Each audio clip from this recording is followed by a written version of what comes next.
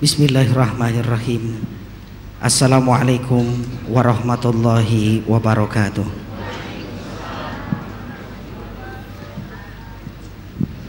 Alhamdulillah, innal hamdalillahi nahmaduhu wa nasta'inuhu wa nastaghfiruh wa na'udzu billahi min shururi anfusina wa min sayyiati a'malina, may yahdihillahu fala mudhillalah wa may yudlil fala hadiyalah. Amma ba'du. Hadirin kaum muslimin jamaah Masjid Agung Sunda Kelapa yang sama-sama dimuliakan Allah Subhanahu wa taala.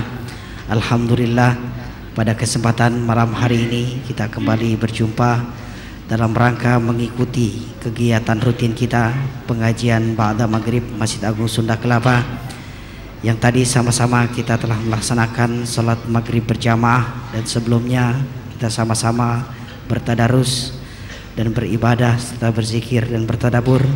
Semoga seluruh rangkaian ibadah kita hari ini diterima oleh Allah Subhanahu wa taala. Amin ya rabbal alamin.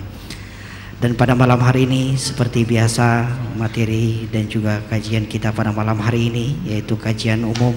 Insyaallah kita akan melanjutkan materi-materi yang akan disampaikan oleh guru kita Syekh Ali Saleh Ali Jabir. Insyaallah Al-Mukarram telah hadir di tengah-tengah kita. Untuk itu mari sama-sama kita awali dan kita buka majelis kita dengan sama-sama membaca Ummul Kitab Suratul Fatihah, memohon keridhaan dari Allah Subhanahu wa taala dan juga mohon keberkahannya, serta mohon dari Allah Subhanahu wa taala kemudahan dalam menerima ilmu agama yang disampaikan oleh guru kita. Dan juga ada beberapa permohonan mohon doa dan bacaan Al-Fatihah. Yang pertama untuk almarhumah Mbah Darmo Inggeni, dan juga untuk almarhum Bapak Khaidir bin Mustamam, dan juga untuk almarhumah Ibu Mardiah binti Zuria, dan juga untuk almarhumah Kusmarsyah binti Hadi Wijoyo. Semoga para almarhum diterima di sisi Allah Subhanahu wa taala dan diterima segala amal ibadahnya. Dan juga untuk kita yang ada di sini, semoga Allah Subhanahu wa taala selalu memberikan kesehatan untuk kita semua dan juga keberkahan dan dimudahkan dalam segala halnya. Ala hadhihi niyyah wa kullu niyatin salihah ila hadratin Nabi Mustafa Rasulullah sallallahu alaihi wasallam. Al-Fatihah. A'udzu billahi minasyaitonir rajim. Bismillahirrahmanirrahim. Alhamdulillahirabbil alamin arrahmanir rahim maliki yaumiddin. Iyyaka na'budu wa iyyaka nasta'in. Ihdinas siratal mustaqim siratal ladzina an'amta 'alaihim ghairil maghdubi 'alaihim waladdallin. Amin. Amin amin ya rabbal alamin. Jamaah yang dimuliakan Allah, sebelum kita sama-sama mendengarkan kajian kita pada malam hari ini, ada satu pengumuman yang dapat kami sampaikan untuk jamaah sekalian. Kembali kami informasikan untuk kegiatan itikaf rutin bulanan Masjid Agung Sunda Kelapa pada bulan Februari insyaallah akan diselenggarakan pada malam Ahad tanggal 2 dan 3 Februari 2013. Acara itikaf insyaallah akan dimulai pada pukul 21.00 sampai dengan selesai ibadah kuliah duha pada Ahad paginya. Adapun untuk penceramah itikaf insyaallah akan diisi oleh Ustaz Haji Utsman Umar Syihab MA, dan ceramah duhanya insyaallah akan diisi oleh guru kita Syekh Ali Saleh Ali Muhammad Jabir. Untuk itu kami mengundang kepada jamaah yang dimuliakan Allah untuk dapat hadir dalam acara itikaf tersebut.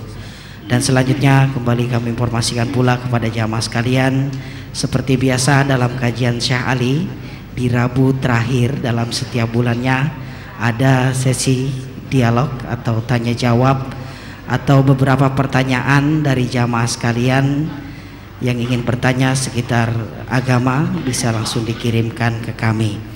Dan untuk pertemuan yang akan datang pada Rabu akhir dalam bulan Februari, kami mohon demi terjalinnya demi memudahkan pertanyaan dari jamaah, 2 hari sebelum pertemuan kajian kita dikumpulkan di kami atau di saya sendiri. Pertanyaan-pertanyaan dari jamaah dikumpulkan 2 hari sebelum pertemuan di akhir bulan setiap Rabunya.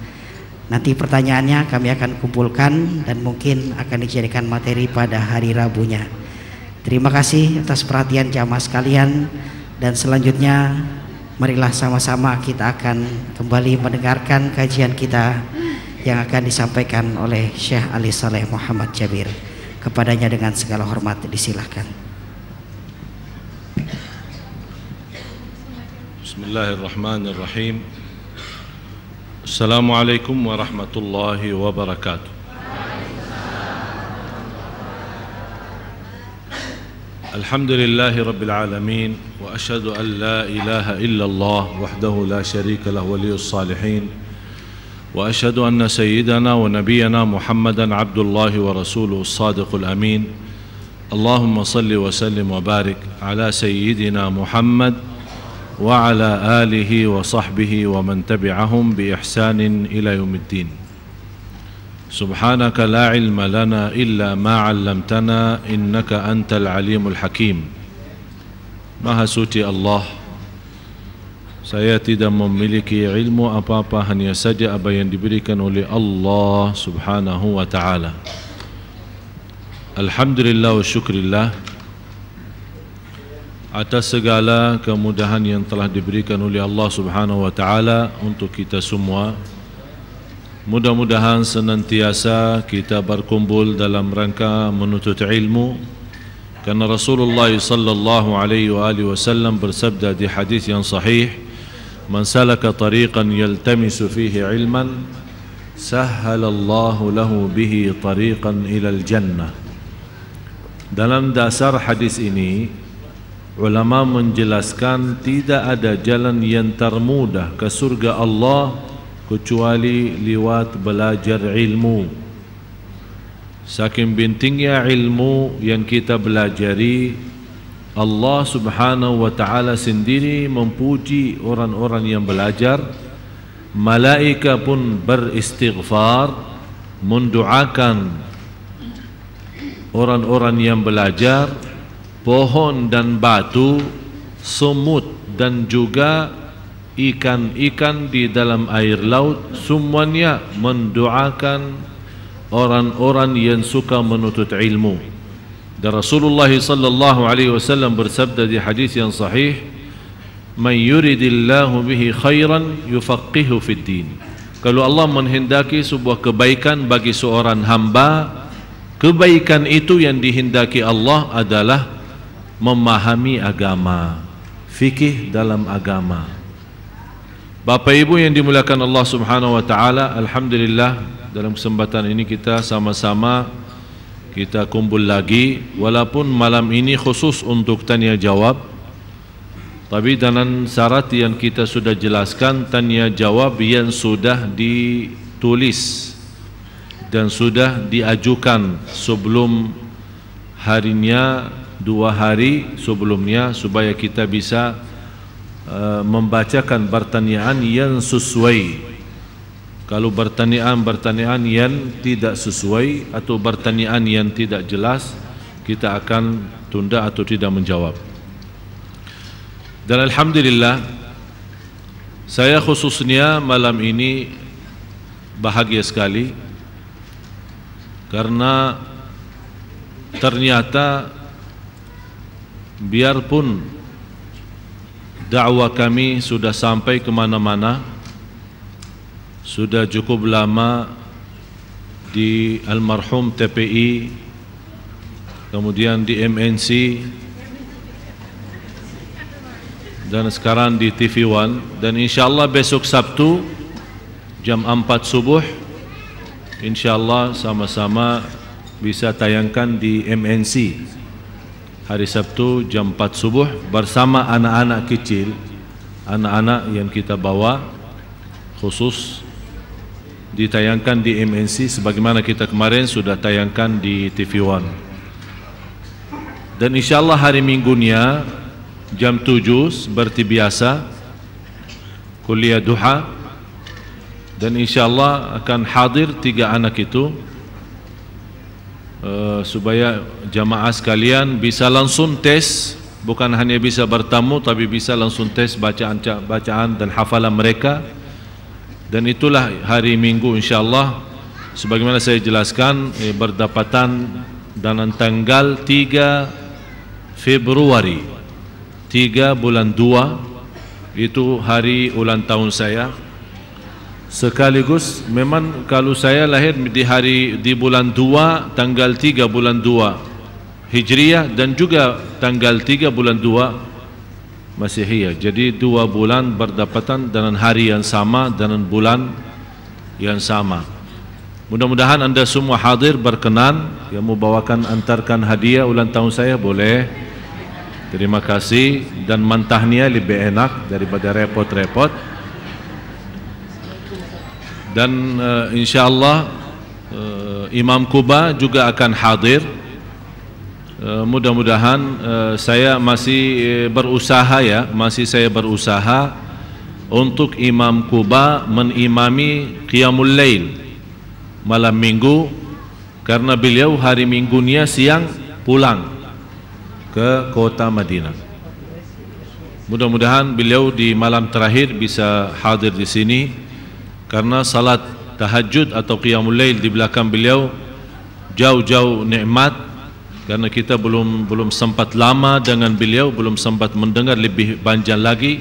Tapi insyaallah di malam minggu insyaallah kita bisa sama-sama nikmati salat malam seperti kita salat di tanah suci insyaallah. Dan saya sudah pesan kalau imam insyaallah siap jadi imam di malam minggu ini, saya minta dibacakan kalau bisa 1 juz supaya insyaallah jemaah bisa 1 rakaat, karena 1 juz kan 20 halaman. 1 juz 20 halaman. Kepanjangan ya? Oh pendek. Oh ya udah, nanti saya pesan minta lagi tambah jadi 2 juz. Masya Allah, ternyata ibu-ibu semangat juga salat malam ya. Luar biasa. Saya fikir ditegur kepanjangan, malah ternyata kebendean katanya. Luar biasa. Itu tanda begitu semangatnya jamaah sekalian untuk salat malam.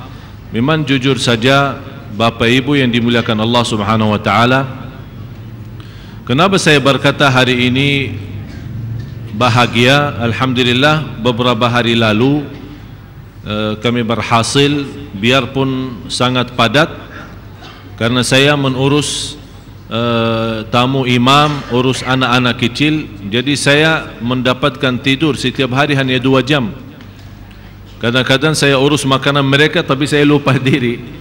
Jadi makan sarapan jam 7, bisa makan lagi jam 7 pagi besoknya. Tapi subhanallah sudah biasa lah, jadi tidak makan angin saja sudah biasa. Tapi alhamdulillah tidak pernah masuk angin, malah masuk angin jadi saya kenyang, bukan sakit. Kalau orang Indonesia masuk angin sakit. Alhamdulillah yang kemarin kita sama-sama dan Baksa ke Makassar, luar biasa ramainya jamaah di sana. Pulang dari Makassar langsung kita isi di Masjid Istiqlal. Habis isi di Masjid Istiqlal kan bapaknya sahabat saya Ustaz Yusuf Mansur baru meninggal dunia kemarin. Mudah-mudahan dirahmati Allah Subhanahu wa taala, mudah-mudahan diampuni segala dosanya dan diterima amal ibadahnya di sisi Allah Subhanahu wa taala. Dan beliau sekarang sudah berangkat umrah. Dan alhamdulillah beliau kirimkan BB ke saya. Terima kasih Syekh atas semua bantuannya. Saya bilang, apa yang saya bantu? Saya di Jakarta, ente di Madinah. Dia bilang, dengan bertolongan dan izin Allah, lewat antum saya bisa ketemu Imam Masjidul Haram dan Imam Masjid Nabawi, sekaligus bapaknya Imam Masjid Kuba. Bertemu di satu majlis. Dan alhamdulillah beliau sangat bangga dan senang bisa bertemu dengan mereka. Dan insyaallah akan 1 minggu lagi akan beliau balik. Bapak Ibu, kami dalam berdakwah, saya selalu sampaikan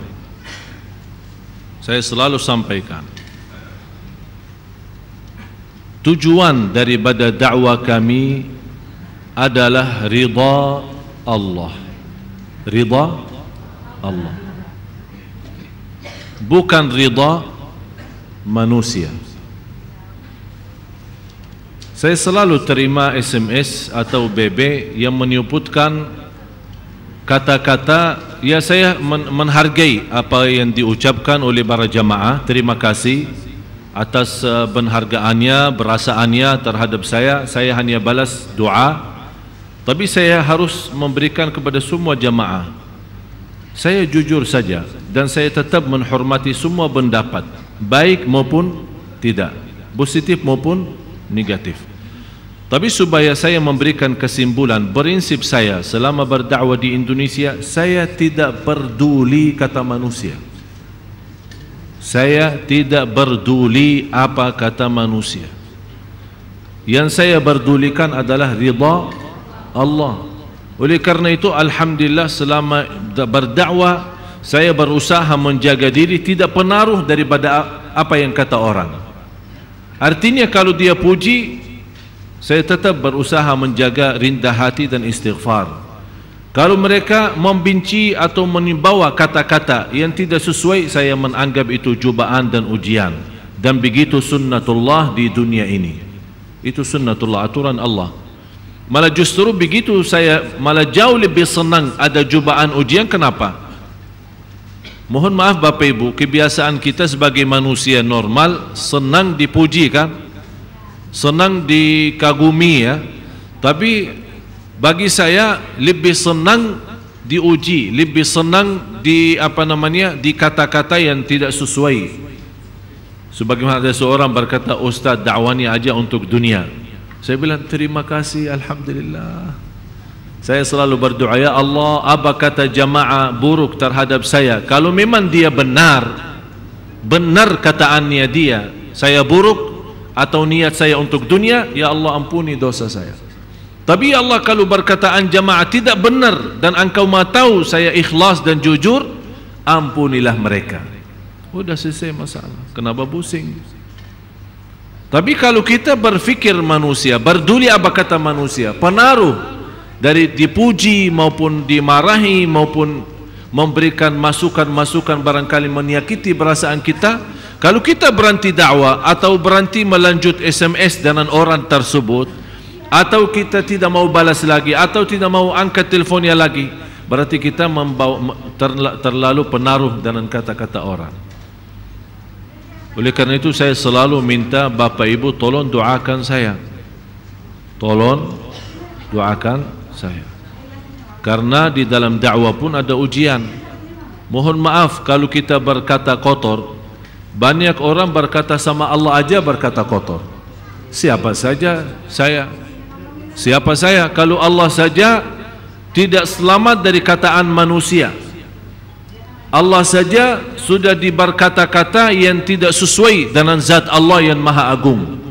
Apa lagi saya? Para Nabi dan Rasul sama.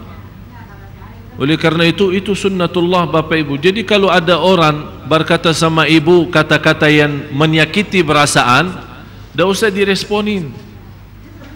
Tidak usah diresponin.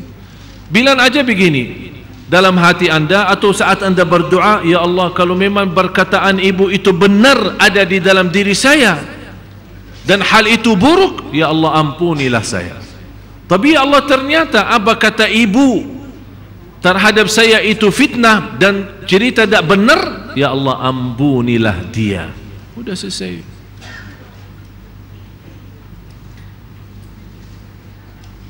Dan saya sudah pernah sampaikan, masih ini masalahnya kalau dari bapak-bapak, masya Allah, yang paling rajin, rutin belajar, dan yang paling rajin, rutin bawa fitnah, ibu-ibu. Saya tidak sebut siapa-siapa, tapi mohon jangan salah faham. Saya bisa diamkan semua masalah, apa yang saya terima saya bisa diamkan semua, tapi demi Allah, karena saya menjaga keikhlasan lillahi ta'ala dan saya sayang sama jamaah, harus saya bicara. Kalau saya diamkan, nanti Allah bertanya sama saya, kenapa kalau memang tahu itu masalah di lingkungan ibu-ibu, kenapa tidak sampaikan?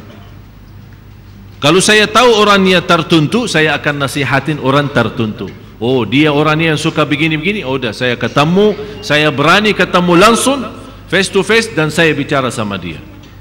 Tapi karena saya tidak tahu siapa orangnya, udah saya bicara umum. Orang semua masing-masing tahu diri. Oleh karena itu hati-hati. Hati-hati Bapak Ibu, khususnya ibu-ibu yang saya sayangi, yang saya cintai, tolong hati-hati. Terutama ini, jangan sampai kita rusakkan. Sayang salat malam setiap malam, sayang puasa Isnin Kamis, sayang umrah setiap bulan orang yang mampu, sayang haji setiap tahun. Sungguh ini kata Rasulullah, satu kata bawa kita masuk neraka 70 tahun. Bagaimana ribuan kata? Hati-hati. InsyaAllah saya tidak akan sakit hati sama siapapun, biarpun berbicara aneh, saya terima ini sebagai ujian.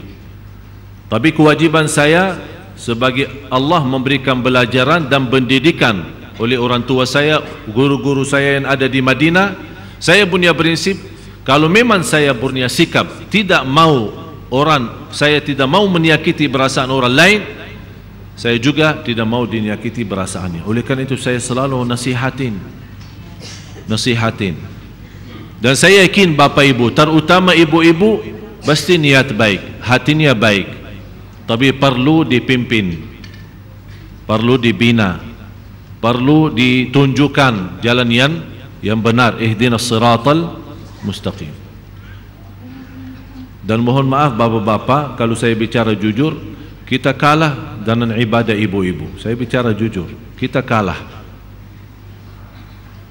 Oleh karena itu, mudah-mudahan dengan semangatnya ibadah ibu-ibu, Allah ampuni dosa kata-kata, Allah ampuni kesalahan kita terhadap setiap orang, apalagi orang itu ustaz.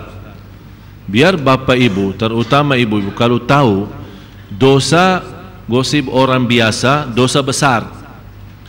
Yang digosipi itu ustaz, apalagi ulama, apalagi seorang ulama terkenal, itu jauh lebih parah dosanya. Jadi bukan hanya kebaikan yang berbeda, dosa pun juga berbeda, tidak semua sama. 29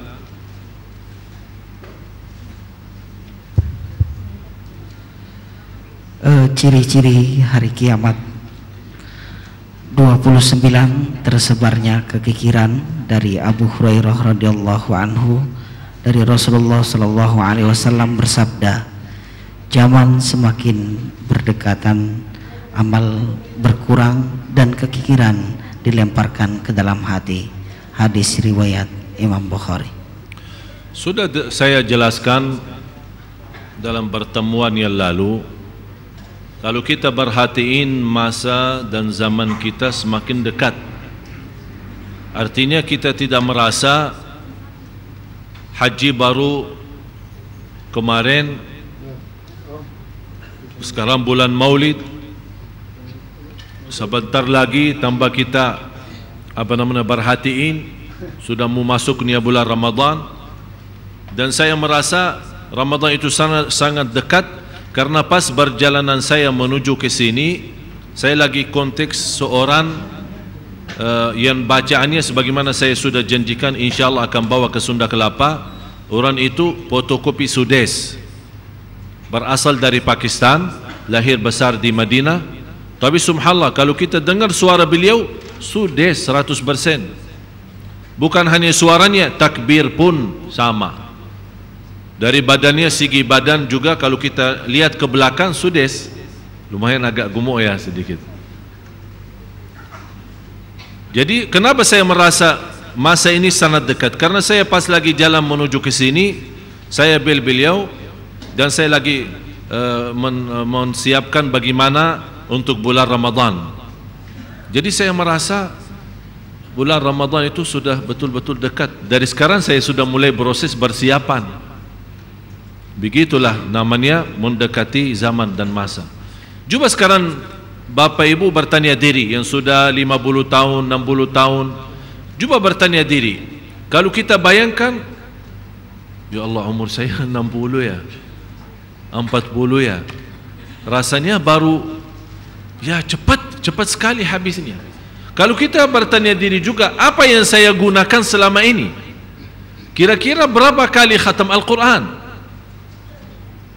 Sebagaimana saya jelaskan, seorang pemuda, salah satu murid saya di kota Madinah, berusia sekarang 24, sejak 18 tahun hafal Al-Quran, sekarang 24, setiap tahun khatam 1000 kali khatam Al-Quran. Apa yang kira-kira kita lakukan? Ini seumur muda begini.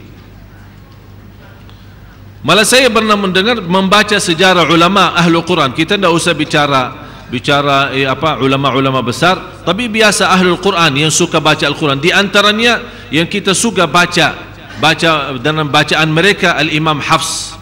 Imam Hafs itu yang kita baca sekarang, bacaan imam kita, riwayat Imam Hafs. Imam Hafs waktu meninggal dunia, dia punya adik perempuan, nangis. Dia bilang, kenapa kamu nangis? Saya sudah mengkhatam Al-Quran di rumah saya lebih dari 300.000. Jadi kalau kita saya sendiri membaca cerita ini, karena saya sebagai orang yang tahulah sejarah ulama-ulama dulu, saya menganggap hal-hal biasa. Tapi kalau saya membawa cerita didengar oleh para jamaah, ini kayaknya berlebihan. Dan saya sudah jelaskan, untuk mengkhatam Al-Quran sebanyak itu di zaman dulu biasa-biasa aja. Dan kalau sekarang dianggap aneh, dianggap susah, dianggap tidak bisa, karena kita sudah jauh daripada Al-Quran. Saya sebelum masuk di sini bisik-bisik sama imam-imam kita. Imam-imam kita di Sunda Kelapa duduk di depan. Sebelum saya masuk, saya lagi bisik. Perkataan mereka, saya lagi menjawab. Seorang ibu bertanya, saya lagi menjawab. Kata imam menegur saya, sekarang syekhnya HP-nya terus dah pernah lepas. Saya bilang, betul, alhamdulillah saya tidak pernah lepas, karena membagi jawab pertanyaan. Kadang-kadang kalau saya lepasin satu hari saja, lepasin HP saya satu hari saja, begitu saya aktifin besoknya lebih dari 180 SMS masuk. Semua ada yang jawabannya, pertanyaannya jelas, soal agama, ada yang curhat, ada yang bermacam-macam. Ada yang pertanyaannya aneh, kalau kita jawab dengan jawaban yang singkat, malah dijawab, kok cuma segini aja. Jadi macam-macam kita lihat. Tapi tetap kita demi agama, kewajiban saya harus sabar. Terus saya balas. Dan saya bilang sama imam, memang betul kata imam, saya tidak pernah lepas HP. Malah kita menghitungkan, kita sekarang memegang HP, apalagi BlackBerry, lebih jauh daripada Al-Quran. Oleh karena itu kita merasa, mana bisa khatam setiap bulan sekali, mana mungkin khatam apalagi 1000 kali. Malah dianggap sebuah dahsyat atau mukjizat atau karunia Allah kalau ada orang mampu mengkhatam sebanyak itu. InsyaAllah kalau hari Minggu datangnya 3 anak, anda sendiri akan melihat. Saya akan bawakan cerita Zainah yang 4 tahun, bagaimana kebiasaannya dia membaca Al-Quran 4 tahun. Subhanallah. Sebabnya berdekatan zaman, berdekatan masa, kita merasa tidak sanggup beramal. Otomatis apa yang terjadi? Amal salih berkurang. Malah sekarang kalau kita memberikan kepada jamaah suruh khatam Al-Quran setiap bulan sekali, katanya ada amalan lain. Kalau kita kasih amalan baca Al-Quran, ada amalan lain. Seolah-olah malas baca Quran. Maunya apa? Maunya Allah, Allah, Allah, Allah, Allah, Allah, Allah, Allah, Allah, Allah, 10.000. Enak. Kalau itu Allah lah, gampang. Tinggal bawa tasbih terus. Kalau kita masih sebuah kebiasaan, itu yang dia mau. Tapi kalau Al-Quran yang jauh lebih banyak manfaat, jauh lebih banyak keagungannya, jauh lebih banyak rahasianya, dan sebagaimana firman Allah, innahu laqur'anun karim, sungguh Al-Quran mulia dan memberikan kemuliaan bagi kita. Bapak Ibu, ingat satu hal, anda mau jadi mulia enggak? Mau jadi mulia tidak? Al-Quran. Kalau anda serius mau jadi mulia di hadapan Allah dan mulia di hadapan manusia, jaga Al-Quran, perhatikan Al-Quran. Saya heran seorang ibu yang tidak pernah megang Quran atau jarang baca Al-Quran. Pas lagi halangan, dia telefon saya, apakah boleh saya baca Al-Quran lagi tidak salat ya? Saya tanya, ibu memang biasa suka baca Al-Quran setiap hari? Ini lagi ketawa dia. Kenapa ibu ketawa? Jujur saja, jarang. Oh, jarang baca. Sekarang lagi halangan mau baca. Ya, saya bilang tak boleh. Ya Allah, sayang sekali. Ibu, kalau sayang sekali, nanti kalau sudah suci, jaga Al-Quran, jangan berhenti. Kalau sudah memang menjadi rutin sambil anda menghafal dan ada setor hafalan, dan kamu kalau tinggalin Al-Quran bisa hilang hafalannya, baru saja saya berkata boleh baca biarpun lagi halangan. Tapi tidak pernah kita megang Quran, kok tanya pas lagi halangan, tanya boleh apa tidak.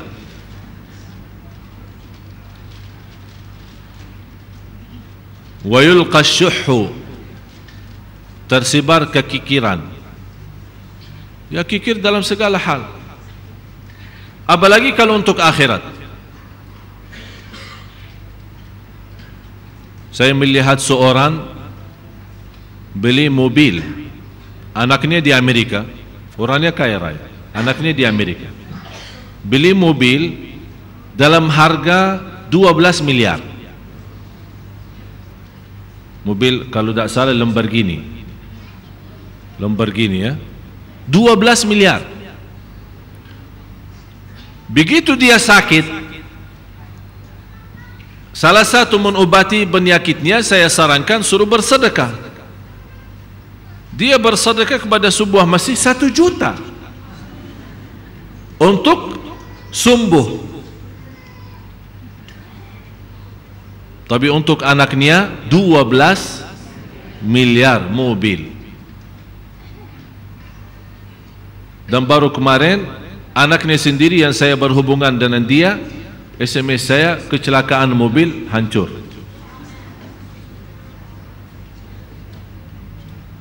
Tapi manusia dah mau belajar. Malah saya dengar sekarang bapaknya mau beli mobil lagi. Gampang kalau untuk keluar uang ke dunia, gampang sekali. Untuk kesembuhan kita, salah satunya bersedekah, susah. Kalau kita masuk ke rumah sakit, demi Allah, orang yang mampu dah pernah pakai hitung-hitungan sama rumah sakit, dah pernah tawar-tawaran. Siapa yang lagi sakit parah kemudian masuk ke rumah sakit, dioperasi 100 juta, oh boleh diskaun, jangan mahal-mahal pak. Tidak pernah. Berapapun, biarpun dia jual rumahnya, biarpun dia jual mobilnya demi kesembuhannya, dia belum tahu kesembuhan itu bukan di tangan doktornya. Biar dia ikhtiar. Tapi kenapa kita percaya ikhtiar sambil bisa membayar sekian juta, malah bisa miliaran demi kesembuhan? Tapi begitu kita mau bersedekah, kita kikir. Harus kita koreksi cara hitungan kita lagi, perbaiki cara hitung. Ini semuanya dari Allah, dan saat kita meninggal tidak akan bawa apa-apa. Itu yang harus kita sadari. Malah apa yang terjadi, banyak keluarga yang saya kenal sampai puluhan tahun masalah warisan aja belum selesai. Jadi akibat kita tinggalkan harta malah mengakibatkan bermasalah banyak di tanah keluarga kita. Di antara juga masalah tidak disegerakan bagi warisan, alasannya apa? Kakak adik dan bersaudara damai baik-baik saja, mau kenapa kita bagi warisan? Kenapa bagi warisan? Kita kan sama-sama kakak adik, kita sama-sama saudara, alhamdulillah kita tak punya masalah. Biar bapak ibu tahu, masalah warisan jauh lebih utama dari memakamkan orang mayat. Contoh, kalau orang tua kita meninggal ya, ada tinggalkan harta warisan banyak, mana yang lebih utama, membagi warisan atau menkuburkan ayah kita? Di hukum Islam, bagi warisan dulu, baru biar pun tertunda makaman ayah kita, orang tua kita, demi warisan tidak menimbulkan fitnah atau masalah. Segitu hukum Islam. Malah sekarang orang tinggalin banyak jamaah. Di antara jamaah di sini, ibu-ibu yang sering ketemu saya sambil nangis-nangis, dimakan hartanya oleh abangnya, dimakan hartanya oleh siapa lagi, dimakan hartanya oleh ibu tirinya, bermacam-macam masalah. Sebabnya apa? Sebabnya saat ayahnya meninggal tidak segera dibagi warisan. Kalau tetap mau bersatu tidak menjadi masalah, silahkan, tapi harus jelas bagian siapa ini berapa, ini siapa berapa, ini berapa. Nanti mau gabung lagi silahkan gabung, lu teruskan bisnisnya, teruskan usahanya, tapi harus masing-masing tahu haknya apa. Jangan besok-besok sudah besar, sudah punya anak, malah sudah punya cucu, ternyata dia bisa tidak meributkan bersoalan warisan sama abangnya atau sama saudaranya, tapi yang akan meributkan masalah itu adalah anaknya dan cucunya. Hati-hati Bapak Ibu. 30.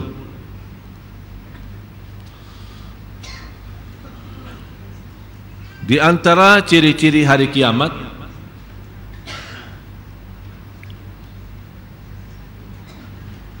mana Ustaz Faruk? Oh, ada orang Islam. Di antara ciri-ciri hari kiamat adalah tersebar istilahnya bisnis atau berdagang. Saking banyak berdagangnya, banyak bisnisnya, apa yang terjadi? Terpaksa seorang laki-laki ajak istrinya ikut juga berdagang. Ini salah satu ciri. Sekarang malah lebih banyak berusaha berumbuhan. Sadaqa Rasulullah, benar kata Rasulullah. Malah saya kenal banyak keluarga, begitu saya bertanya, bagaimana bapak bisnisnya, usahanya? Oh maaf, saya tidak tahu, itu urusan ibu. Ini salah satu ciri hari kiamat.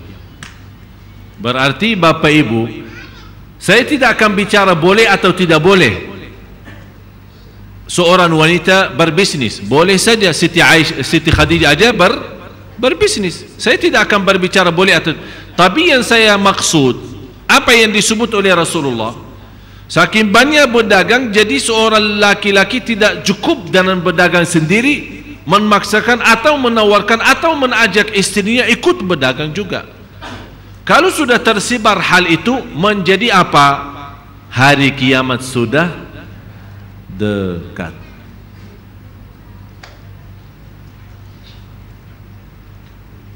%60 jamaah Sunda Kelapa berdagang.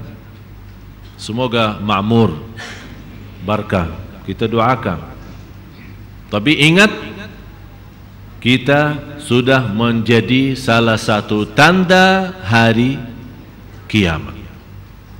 Harus kita sadari, kita sudah tinggal satu langkah, dua langkah ke hari kiamat. Itu yang saya maksud. Silahkan berbisnis, silahkan berdagang, saya tidak akan bilang tidak boleh. Tapi ingat, kalau hari kiamat dekat, berarti kematian kita jauh lebih dekat. Itu yang harus kita sadari. Jangan tertipu oleh dunia, jangan tertipu oleh usaha bisnis kita, sampai kita lalai dan jauh daripada Allah. Akibatnya kita meninggal dunia, tinggalkan harta yang segitu banyak, malah harta itu menjadi sebab kita tersiksa di dunia kubur dan tersiksa di akhirat. Na'udzubillah. Sudah azan ya? Yang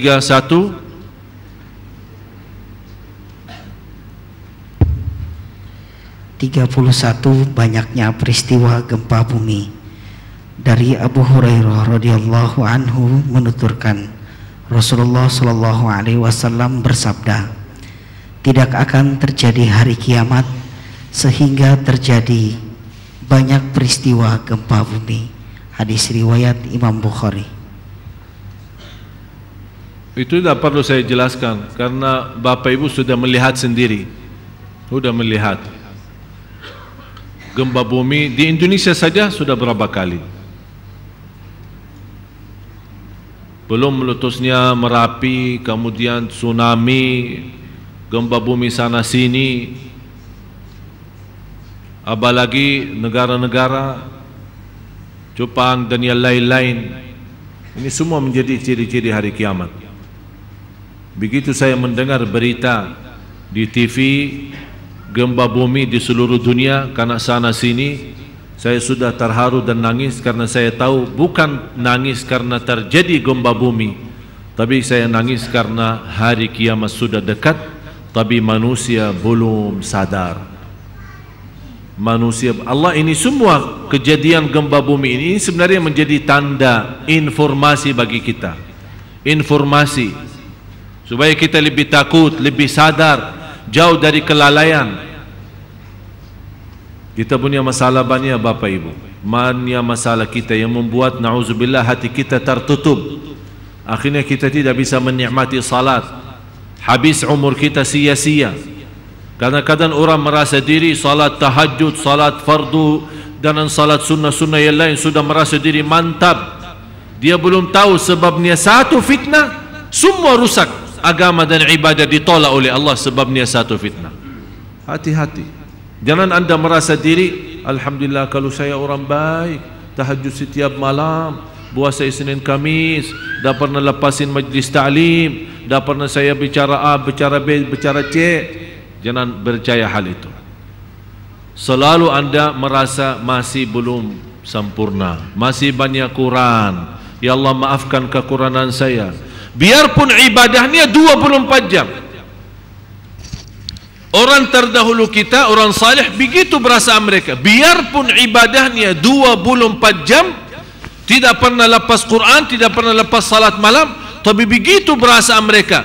Masih merasa segala amalan itu kalau Allah tidak menerima berarti sia-sia. Amilatun nasibah tasla naran hamiyah. Bekerja keras dalam hal ibadah tapi akibatnya masuk neraka. Sebagaimana firman Allah suratul Ghashiyah. Azan.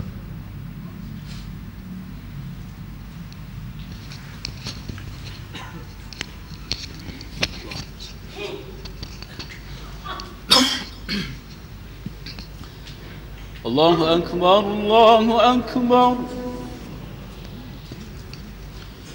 Allahu Akbar,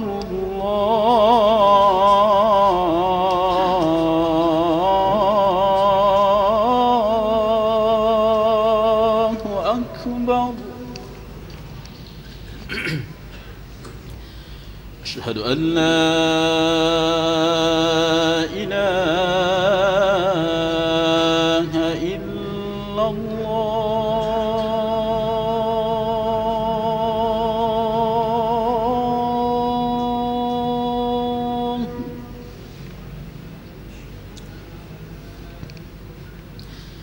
أشهد أن لا إله إلا الله.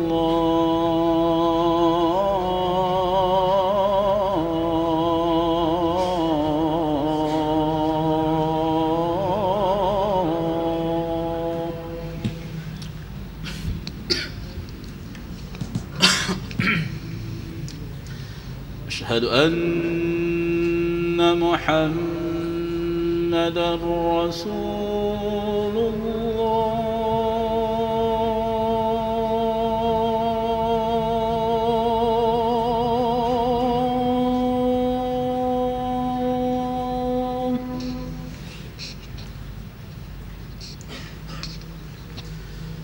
أشهد أن محمد رسول الله.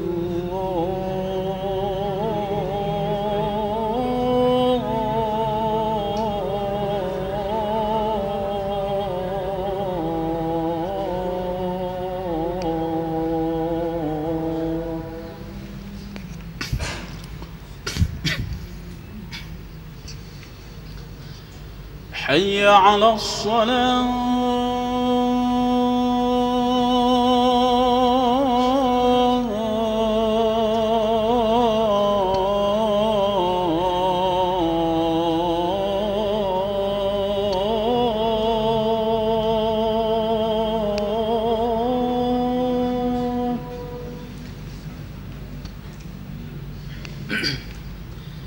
حي على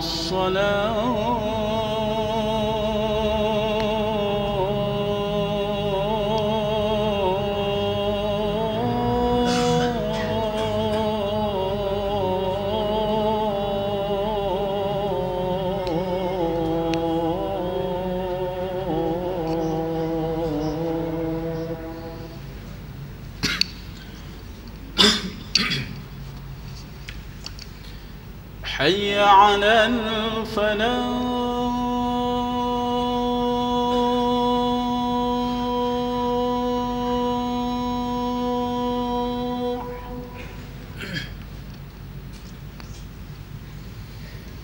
حي على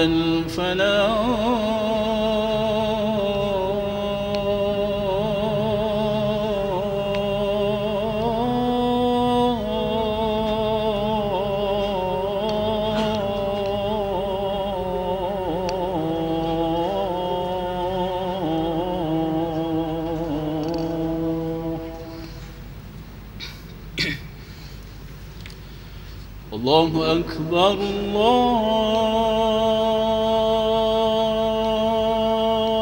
الله أكبر لا إله إلا الله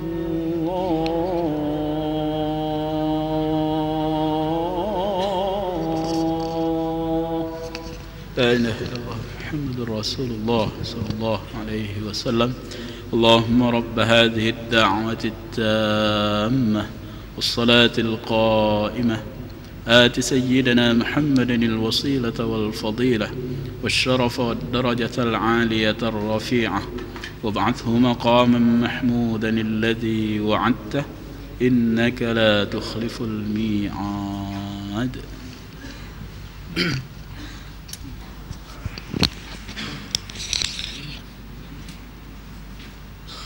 بسم الله الرحمن الرحيم.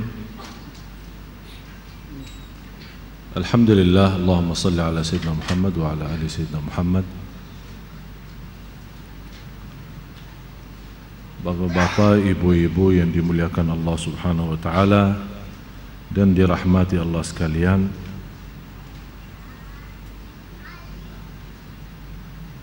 Ada seorang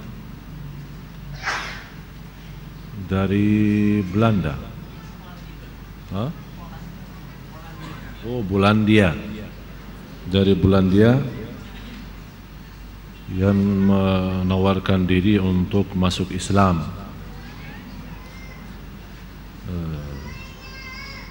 Saya baru bertemu beliau di sini. Kita bisa komunikasi secara langsung. Mana si apa namanya? Katanya ada calonnya di sini, suruh maju.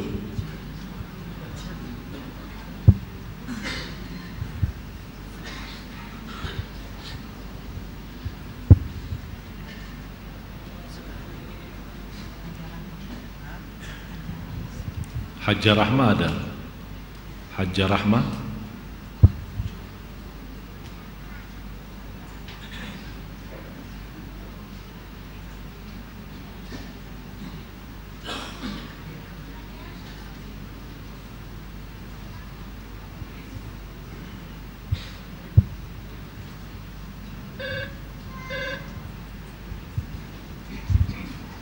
Bisa ke sini.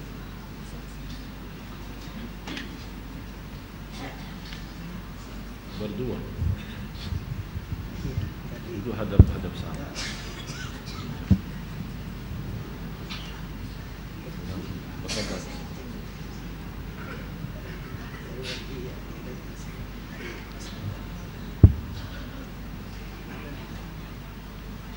Alhamdulillah, Haji Tahir ada? Haji Tahir.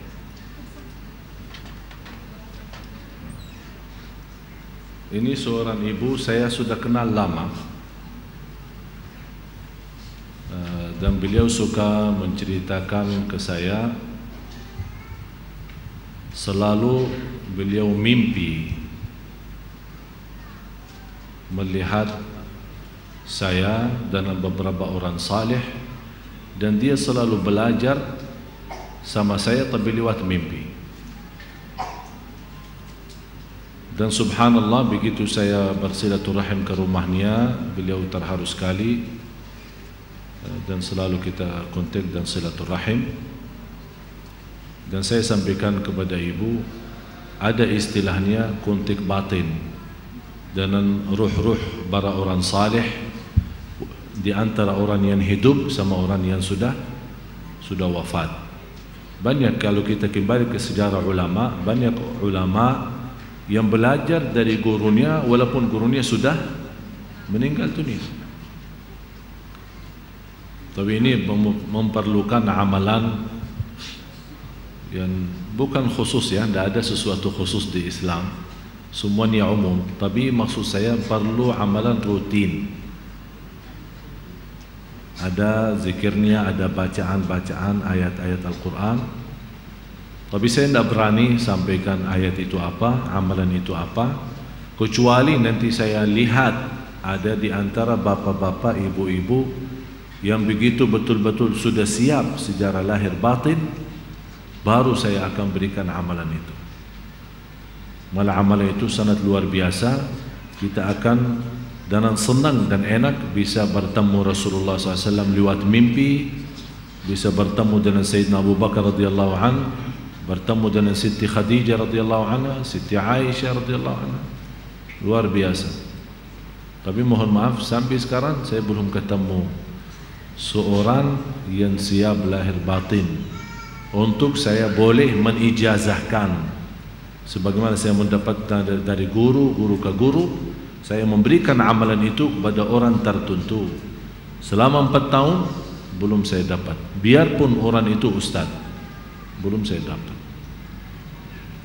Mudah-mudahan nanti ada satu saat di antara Bapak Ibu, khususnya jamaah Sunda Kelapa yang saya cintai, mudah-mudahan di antara Bapak Ibu yang bisa mendapatkan amalan itu. Tapi saya yakin kalau Anda bisa mendapatkan, insya Allah akan luar biasa.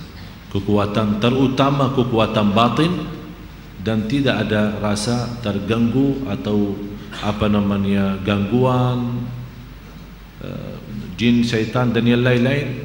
Malah semua akan menjadi takut karena begitu dahsyat amalan itu untuk kita mendapatkan sinergi dan cahaya daripada Allah Subhanahu wa taala. Sedikit saya komunikasi, Anda boleh megang mic-nya? Boleh kenalan ya, bukan sama saya, sama jamaah, bukan sama saya. Jadi jamaah ingin kenal, boleh sebutkan nama? Ya, sebutkan nama Anda. Assalamualaikum warahmatullahi wabarakatuh. Waalaikumsalam warahmatullahi wabarakatuh. Nama saya Heni. Ke jamaah aja, jamaah aja. Mukanya ke jamaah aja. Namanya terus di mana tinggal? Saya tinggal di Pondok Pinang. Boleh ketemu dengan ceritanya apa? Tidak apa-apa, biar maksudnya biar jamaah juga mendoakan supaya insya-Allah ini ibu-ibu ini orang salihah ini, ya, bukan orang sembarangan di sini, ya semua orang salih, jadi doanya insya-Allah makbul. Jadi ceritanya bermula 3 bulan yang lalu. Kebetulan 6 bulan yang lalu saya dapat beasiswa untuk berangkat studi ke Fuzhou, Cina untuk belajar bahasa Mandarin. Kebetulan saya guru di sebuah sekolah, jadi dapat kesempatan untuk belajar mendalami bahasa Mandarin kembali. Kemudian setelah 3 bulan berkenalan dengan namanya Andre Michael Anders. Kebetulan Dia ini berasal dari Polandia. Dia juga belajar di kampus yang sama tapi program yang berbeda. Dia belajar untuk 1 tahun, sedangkan saya untuk program 6 bulan. Kemudian kita dekat, sering ngobrol, kemudian ada terlihat interest dari pihak Andre untuk lebih jauh dengan saya. Lalu saya bilang, kita beda budaya, kita beda agama, karena saya wanita muslim, saya harus menikah dengan pria muslim, saya bilang. Saya tidak akan memaksa Anda, tapi dalam hukum Islam, kalau saya mau menikah, saya harus menikah dengan pria muslim. Jadi terserah Anda, saya tidak akan memaksa dan saya tidak pernah mau memaksa seseorang untuk masuk Islam kalau bukan dari dalam hatinya sendiri. Jadi kebetulan setelah dia berpikir dari dalam hatinya sendiri, dia memutuskan dia ingin masuk Islam, gitu katanya. Baik, keputusan itu dia ambil sendiri atau sudah dia kasih tahu orang tua? Boleh sampaikan ke dia? Berarti Anda kenal sama dia baru 3 bulan? Ya, kira-kira 3 bulan lalu, bulan Oktober. Bulan Oktober. Terus boleh tanya dia kenapa dia mau masuk Islam? Untuk hanya nikah saja?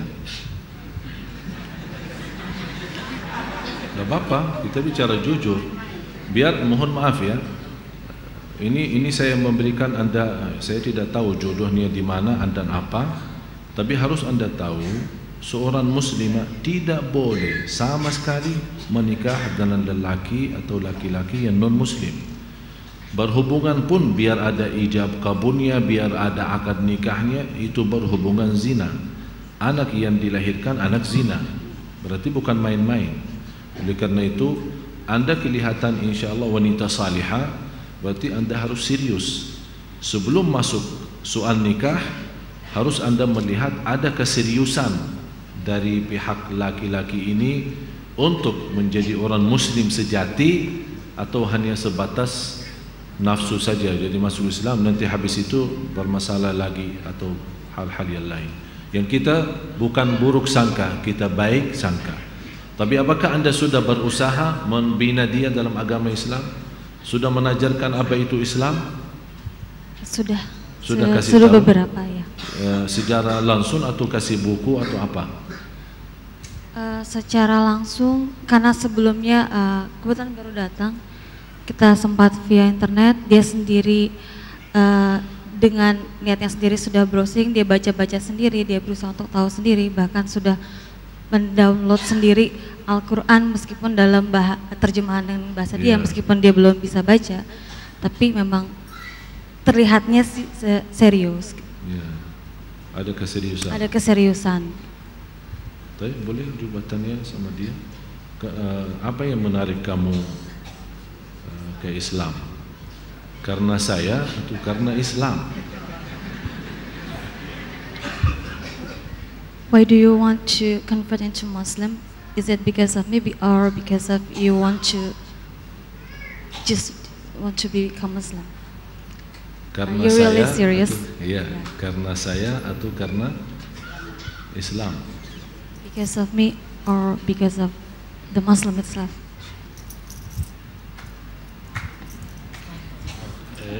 Of course, I will not tell the truth.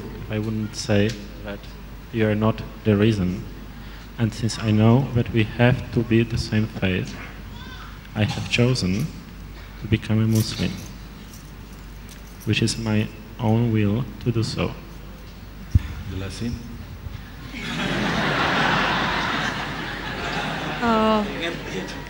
Dia tidak akan berbohong bahwa memang salah satu alasan kenapa dia mau berpindah ke Islam memang untuk bisa menikah dengan saya, dan untuk bisa menikah dengan saya memang harus punya satu keyakinan, yaitu keyakinan saya yaitu Islam. Tapi keputusan itu datang dari dirinya sendiri tanpa paksaan, dan dia yakin dengan hal itu, bukan untuk sementara, memang untuk seterusnya. Pertanyaan yang kedua, keputusan itu untuk biar Anda tahu, untuk masuk Islam boleh sebenarnya, tapi menurut saya beban masuk Islam kemudian keluar lagi berat. Oleh karena itu kalau mau masuk ya betul-betul masuk ya. Jadi jangan seenak-enak masuk, nanti seenak-enak keluar. Oleh karena itu ada proses ya, sabar ya. Jadi dia ambil keputusan sendiri atau dia sudah sampaikan ke orang tua? Biasanya setahu saya orang barat suka meninfokan, walaupun mereka dalam budaya mereka orang barat, dia sudah kalau sudah di atas 18 dia hidup sendiri, keputusan sendiri, tapi biasa di antara kehidupan mereka suka informasikan ke orang tua. Bagaimana? Apakah dia sudah sampaikan ke mereka atau dia sudah merasa itu hak diri sendiri, tidak perlu orang tua ikut campur?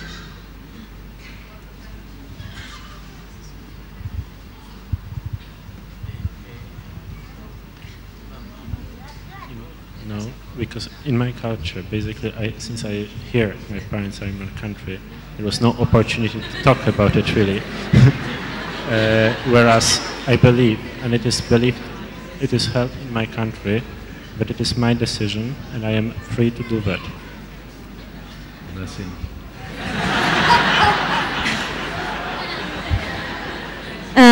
Seperti yang tadi saya bilang, memang di culture-nya mereka pada dasarnya memang keputusannya, kalau memang dia sudah memutuskan seperti itu, ya dibiarkan, tapi pasti akan diberitahukan ke orang tuanya.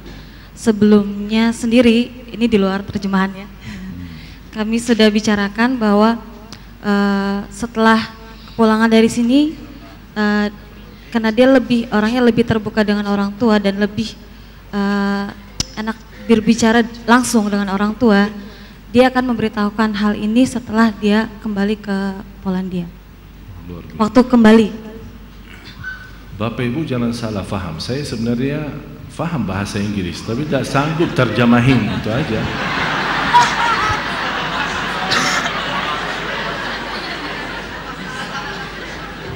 Gak apa-apa, mau jelasin boleh.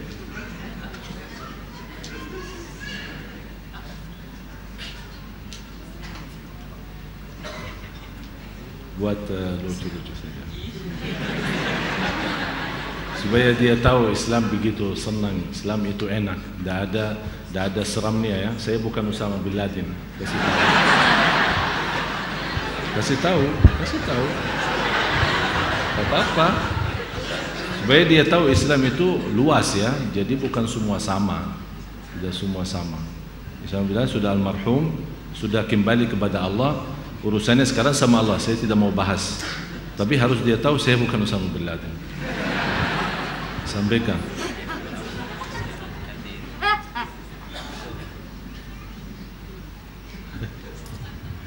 Tapi dia sudah merasa diri siap untuk mengucapkan kalimat syahadat. Sudah merasa diri sudah betul-betul siap.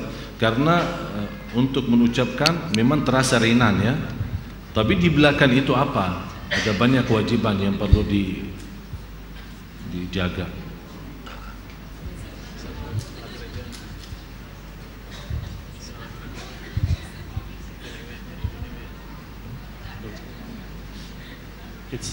Well, I think as much as I can be. Even as nervous. Sudah really ya? Sure. You're sure? Sure. Kan you sure kan? Jangan salah ini, Syekh Ali Jabir ini.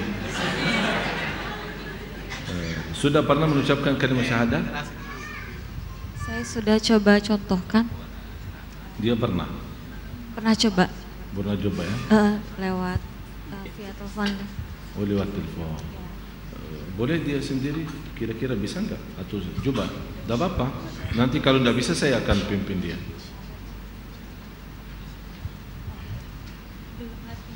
Belum lagi.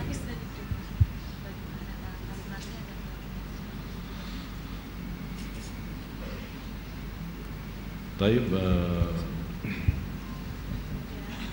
Kebetulan tidak begitu menduga akan dihadapkan di depan jamaah sebanyak ini. Jadi dia sebenarnya belum mempersiapkan. Oh, tidak apa-apa, tenang-tenang saja, suruh tarik nafas. Iya, santai-santai saja. Tidak ada orang Muslim gigit bila kasih tahu.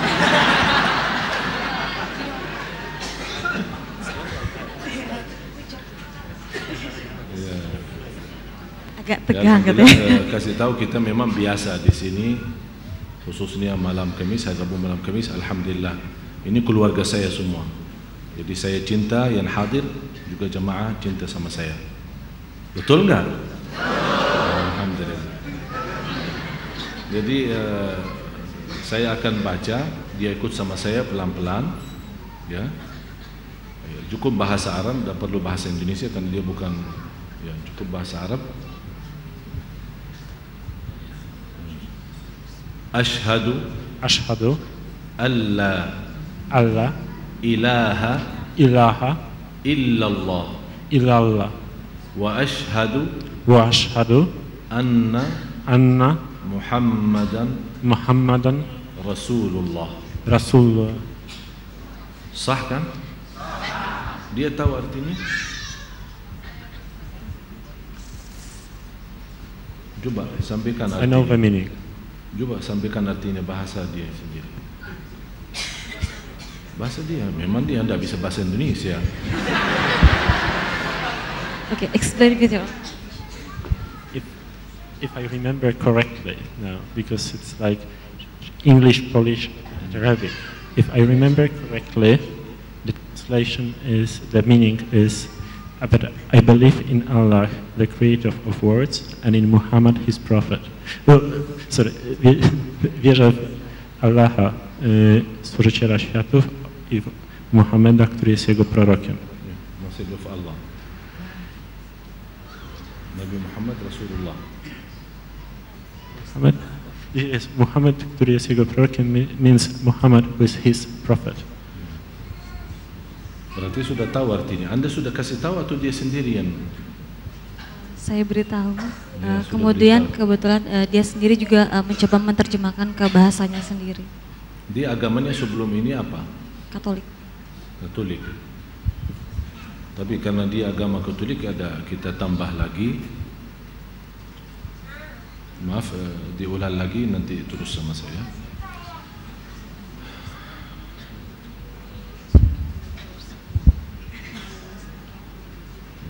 After again ya. After again ya.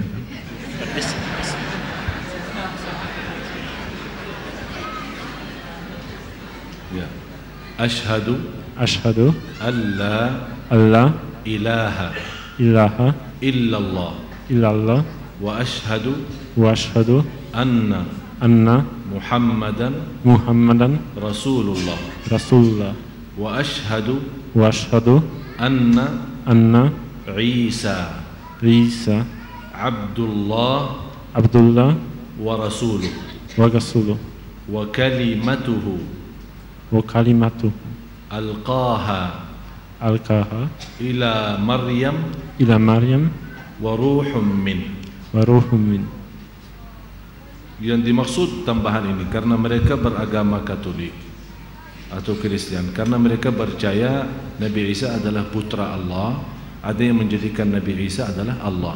Jadi saya menambah, dan itu yang harus beda sama budaya agama Hindu Buddha. Dan di sini belum terbiasa. Saya mendengar beberapa kali keislaman di Sunda Kelapa maupun di luar lupa membawakan kata itu. Bisa mereka asyhadu an la ilaha illallah wa asyhadu anna Muhammadar Rasulullah, tapi Nabi Isa masih anak Allah. Bisa juga begitu. Oleh karena itu harus dia bersaksi Nabi Isa adalah hamba Allah dan utusan Allah, dan diciptakan dengan kalimatullah kun fayakun, dan ibunya adalah Siti Maryam yang Allah memberikan karunia itu mendapatkan anak tanpa ada suami. Dan harus kita fahami, Katolik dan Kristen percaya Nabi Adam adalah hamba Allah. Tapi kenapa dijadikan Nabi Isa anaknya Allah? Padahal Nabi Isa alaihissalam adalah anaknya Siti Maryam. Tapi karena beda di sini, mereka menjadikan Nabi Adam hamba Allah, padahal yang semestinya kalau mereka pakai otak dan akal, semestinya kalau yang fantas jadi Tuhan, yang lebih luar biasa daripada Nabi Isa adalah Nabi Adam, karena diciptakan tanpa ada ibu dan bapa. Tidak ada ayah, tidak ada ibu. Padahal mereka di situ yakini Nabi Adam adalah hamba Allah. Tapi kenapa Nabi Isa dijadikan Tuhan?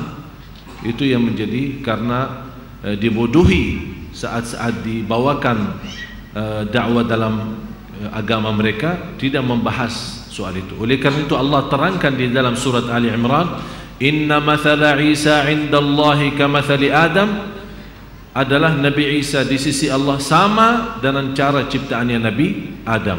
Apa itu yang sama di sini? Kun fayakun. Nabi Adam diciptakan dengan kata kun fayakun, Nabi Isa juga diciptakan dengan kata kun fayakun. Bisa jelasin? Banyak. Ya intinya harus dia tahu, karena dia dari agama Katolik mau masuk ke Islam, dia bersaksi Nabi Isa bukan putra Allah, bukan Tuhan, tapi Nabi Isa adalah Abdullahi wa Rasuluh, hamba Allah dan Rasulnya. Sudah sampaikan? Oke, no problem. Alhamdulillah, dalam mengucapkan kalimat syahadat di hadapan Bapak Ibu, mudah-mudahan kita semua yang hadir menjadi saksi, InsyaAllah mendapatkan pahala mengislamkan orang baru masuk ke Islam. Dan setahu saya, perbedaan orang yang masuk Islam sama orang Islam sendiri, kalau orang non-Muslim yang masuk Islam tapi serius, ikhlas, dan dia mempelajari Islam, jauh lebih baik semangatnya, ikhlasnya, ibadahnya untuk Islam jauh daripada kita orang Islam sendiri.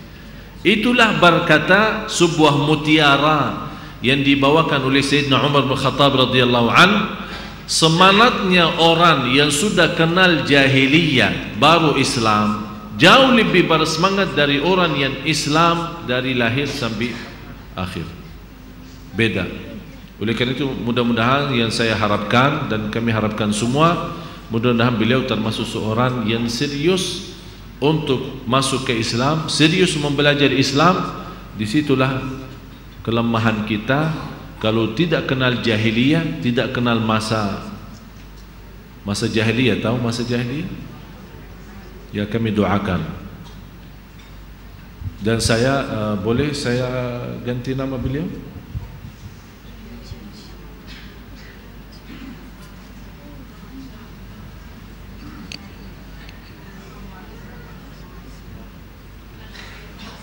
Ini bukan, biar dia tahu ini bukan syarat untuk sempurna Islam, tapi lebih layak dia memiliki nama Islami karena dia Muslim, ya rubah.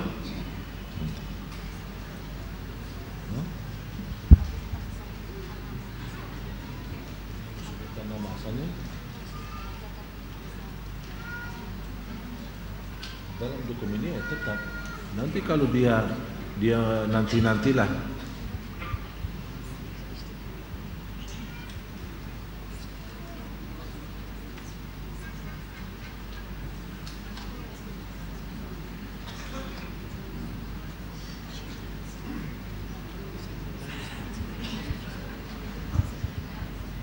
Jadi menjadi nama panggilan aja, menjadi nama panggilan.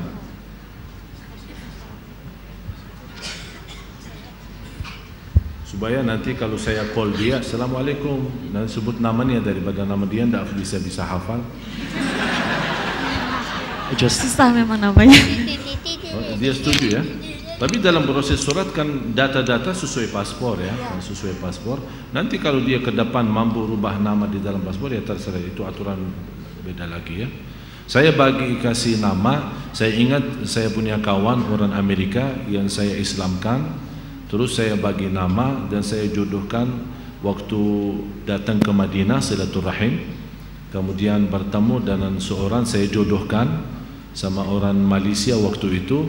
Sekarang Masya Allah saya kemarin ke Malaysia bertemu dengan beliau. Saya Masya Allah bangga sekali memiliki anak 11.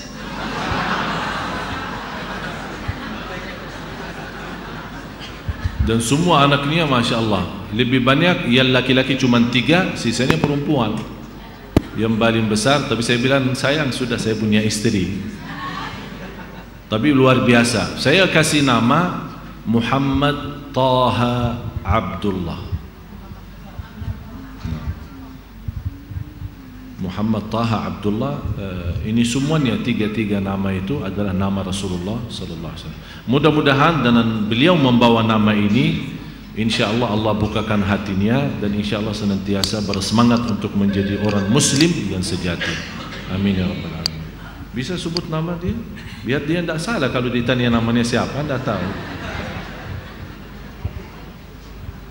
Muhammad Taha Abdullah. Sudah hafal? Muhammad Taha Abdullah. Masya Allah. Alhamdulillah. Kami doakan Al-Fatihah.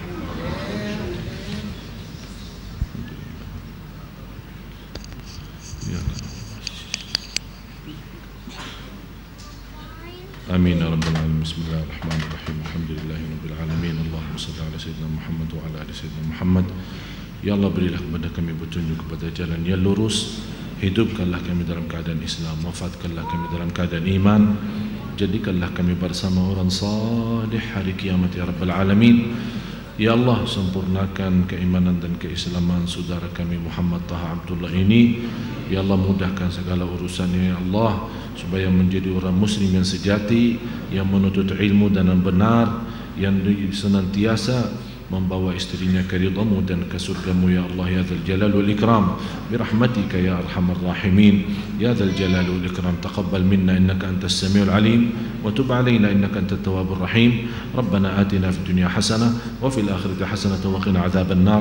Wa sallallahu ala sayyidina nabiyina Muhammad wa ala alihi washabbihi wasallam walhamdulillahi rabbil alamin. Boleh saya tanya terakhir? Dia cinta kamu? Ya tidak apa-apa. Dia yang jawab, masing-masing dia yang jawab. Iya. Tidak perlu. Tanya. You love him? Yes. Luar biasa. Kalau ini saya hafal, I love you, you love him itu sih. Ya, alhamdulillah. Mudah-mudahan insyaallah Allah muliakan. Mudah-mudahan. Sekarang Anda punya tugas berat. Biasanya laki-laki yang memimpin perempuan, laki-laki yang membina, laki-laki yang bertanggung jawab terhadap istri. Anda sekarang karena dia masuk Islam, Anda yang tanggung jawab berat untuk membina dia, menesemanatkan dia untuk tetap menjadi orang Islam. Banyak penaruh, barangkali ada ujian nanti membuat dia mundur. Anda harus kuat hati, kuat batin supaya tetap menstiqamahkan dia menjadi salah satu sebab. InsyaAllah Anda tertulis nama Anda menjadi salah satu sebab yang menyelamatkan dia dari neraka Jahannam ke surga Allah Subhanahu Wa Taala. Amin ya rabbal alamin. Kita doakan dia insyaallah dikuatkan Allah Subhanahu Wa Taala lahir batin, senantiasa dipimpin Allah dan senantiasa diberikan petunjuk oleh Allah Subhanahu Wa Taala. Amin ya rabbal alamin. Terima kasih. Boleh. Ya. Boleh. Ini mau kasih hadiah? Ya. Ini sebenarnya saya dapat dari Ustaz, dari Si Ali. Ini sangat sayang buat saya, tapi karena beliau, saya ikhlaskan untuk beliau. Ya, amin.